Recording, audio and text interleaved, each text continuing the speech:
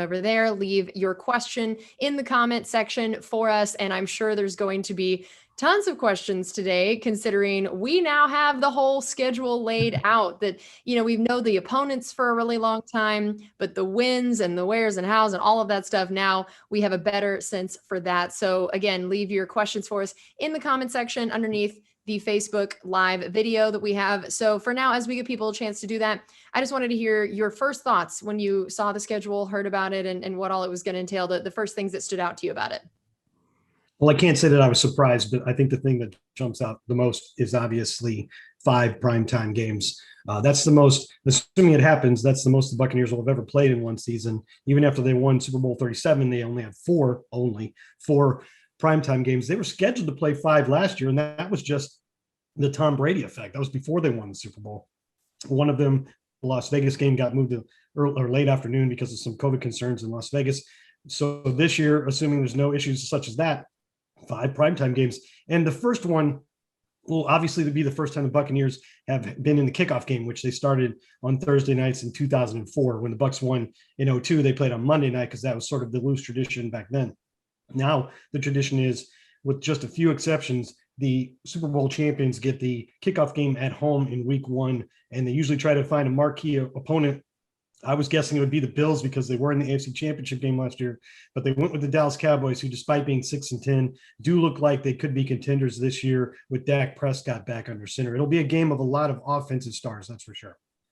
And of course, I've already seen people bringing up the particular week 4 matchup. I'm sure you already even know, like, we don't even have, everybody already knows what week 4 is now. That's going against the Patriots. It's like code at this point. Oh, week 4. Yes. Okay. Yeah, the week 4 game. So what were your thoughts? I mean, of course, we knew that the Bucs were going to be playing the Patriots. That was not a surprise. But when you found out that it was week 4, what were your thoughts about that?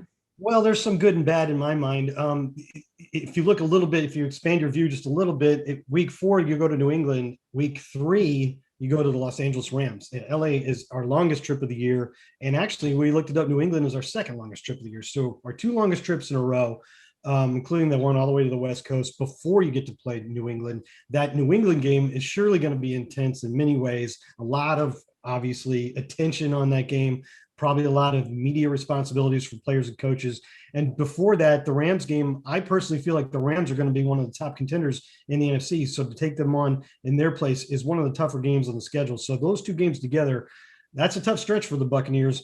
But also, considering how much attention and intensity this game is probably going to have in New England, I think it's probably a good thing to get it out of the way. And I don't mean get it out of the way because everybody wants to see that game, but to have it be done early in the season is probably a good thing.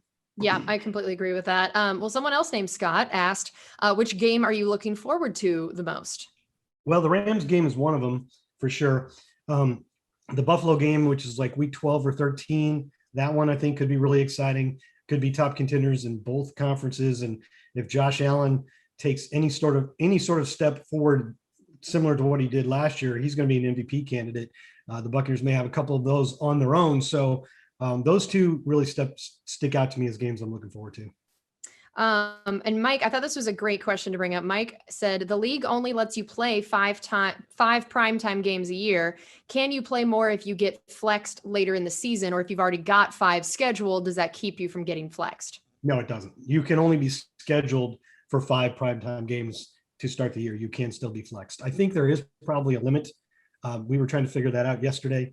Couldn't get a straight answer on if there was a limit to how many once you got flexed. I've got to believe there is. I mean, you don't want the same team 8 or 9 times, but yes, you can be flexed. And the Bucs finished the season with 3 straight 1:00 games, which otherwise is pretty rare on their schedule. So those would be flex candidates if the Bucs are in, the thick of the playoff race, which most of us think they will be. The unfortunate part, or maybe not, is that those 3 games are against the Panthers and the Jets. And on paper right now, those don't look like top contenders, but you and I both know you can't tell. I mean, you don't know who's going to be the breakout teams this year. So we'll see if there's any more games after that. Okay. And I thought this was interesting. This was a part of the schedule we hadn't talked about yet. This is our first 17-week season. And Zachary said, sorry? 18 weeks. 18 weeks, 17 game season. Yes. So Zachary said, why do we have 9 road games and 8 home games? We're the champs. It should be the other way around. That's just because of the way they had to set it up. Obviously, if you play an odd number of games, some teams are going to get 9 and some teams are going to get 8. So how do you make that fair? I mean, we don't want to see the Saints get 9 home games and we get 8. So the way they're doing it is they're alternating it by conference each year. And the AFC gets to go first in terms of having every 17th game added is an AFC versus NFC game. And all of those games will be played at the AFC homes. So all of the AFC teams will have 9 home games and all the NFC teams will have 8 home games. So in terms of your own conference playoff races, it still remains fair. So next year, the Buccaneers will have 9 regular season home games, as will every team in the NFC. And also worth noting is that they also make it so that this year all the NFC teams play 2 of their 3 preseason games at home. So it still works out to every team getting 10 games at home between the preseason and the regular season. Yeah, and that is a great point. All right, Enrique said, historically, how do the Bucs fare in primetime games? And that was also something just about last year that I thought would be good to bring up, that we know that last year the primetime games weren't exactly their most shining moments of the season. And now knowing that they have 5 of them scheduled again, I wanted to hear your thoughts on that. Well, that's obviously what's going to pop in everyone's mind is recent history, because the Bucs were 1-3 in primetime games. They might have been 2-3 because they handled Las Vegas pretty easily, and that game was supposed to be in primetime. And the one game that they won was at the Giants, and it was pretty much of a nail biter against a team that finished 6-10, I think. So I don't think the team thought there was any particular reason for it, but you can't argue with the fact that the results were not very good in primetime. And I got to believe that'll be something they're very interested in proving this year, that it was a fluke. I wish I'd have known this question was coming. I would have looked up the exact answers because they're out there. The Bucs record on Monday Night Football historically is not that bad. I think they're, considering that the Bucs overall record, because of so many down years, for a long time before the franchise got turned around, and then the recent playoff drought, the overall record isn't great. So you would expect the Monday night record to be not great, but actually it's not bad. I think I remember being right around 500, maybe a game or 2 over. The other games, Sunday and Thursday night, those records aren't as good, but unfortunately I wasn't prepared and I don't have the exact numbers for you.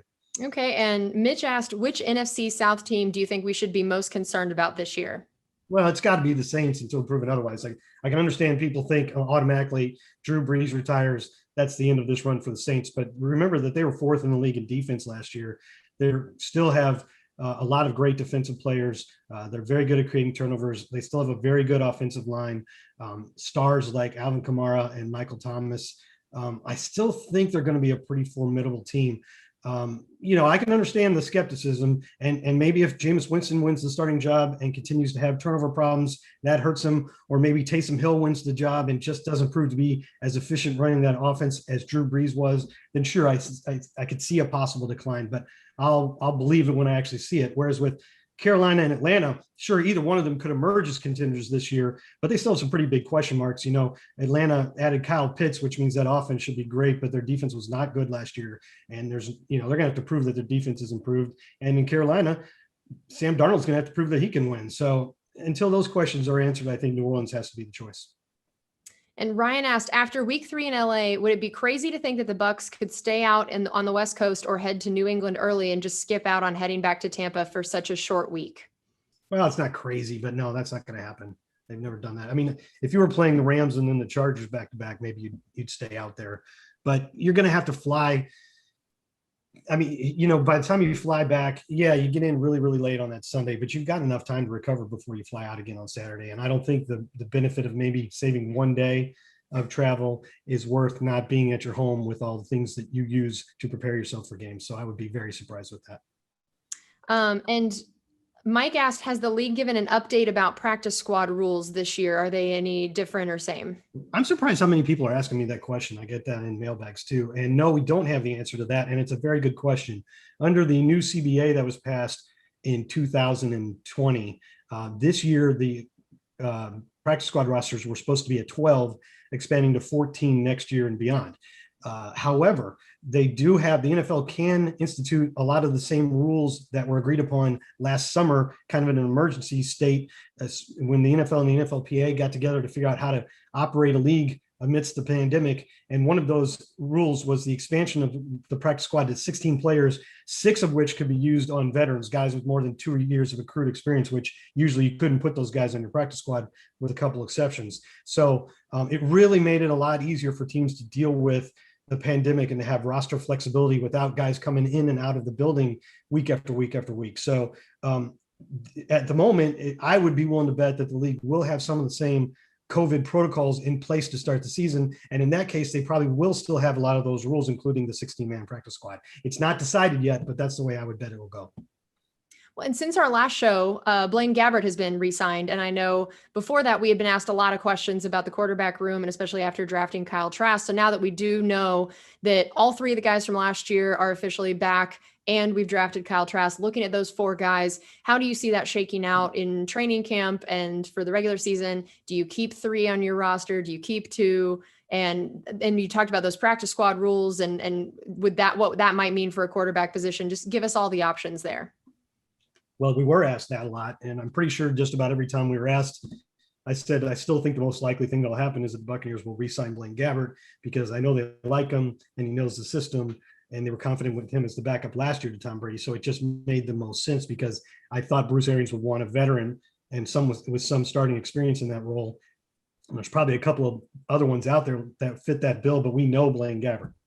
So I always thought that would happen. It did. And you also signed Ryan Griffin about a week before that. So now you have four. That's usually the amount they take to training camp. So that makes sense. Usually you keep three. In this case, it would be very surprising if the Buccaneers decided to immediately cut ties with second-round pick Kyle Trask.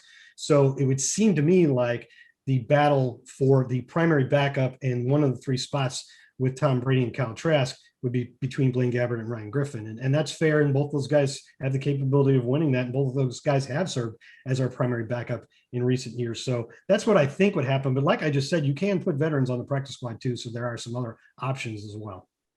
All right. Well, that is going to do it for us on this edition of Buccaneers Insider Live presented by Miller Lite. And we are so excited that rookie minicamp really kicks off tomorrow. So we are actually going to get a chance to see some of these guys out on the practice field, and we'll have more to be able to talk about with all of these new draft picks and drafted guys that are going to be out here over these next couple of days next week. So we'll see you then.